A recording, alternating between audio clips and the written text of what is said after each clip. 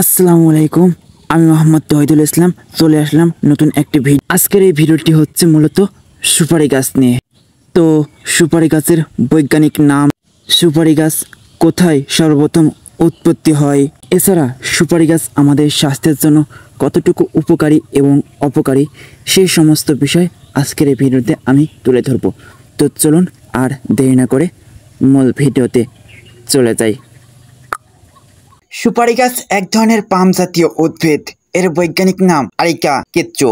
এটি প্রধানত গ্রীষ্মমণ্ডলীয় প্রশান্ত মহাসাগর, এশিয়া ও পূর্ব আফ্রিকার কিছু অঞ্চলে দেখা যায়। সুপারি গাছের উৎপত্তি সর্বপ্রথম হয় ফিলিপাইনে, তবে অনেক দেশে এর চাষাবাদ বিস্তৃত, এই যেমন Malaysia, Indonesia, New Guinea, Laos, Myanmar, Thailand, Vietnam, Bharat, Nepal, Bangladesh, মালদ্বীপ, শ্রীলঙ্কা এবং প্রশান্ত মহাসাগরীয় দ্বীপপুঞ্জ সহ বিভিন্ন দেশে প্রাকৃতিকভাবেই জন্মে। এদের গোলাকৃতি শক্ত বীজ সুপারি নামে পরিচিত।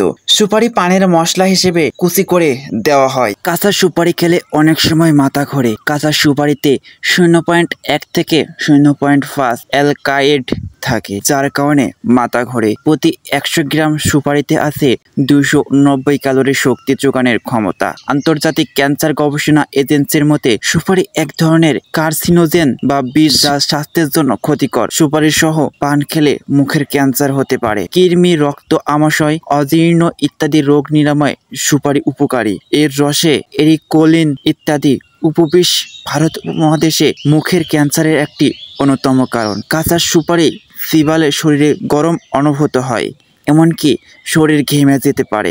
সুপারি খেলে তাৎক্ষণিক যেসব সমস্যা দেখা যায় সেগুলো হলো হাঁপানি বেড়ে যেতে পারে, হাইপারটেনশন বা রক্তচাপ বেড়ে যেতে পারে।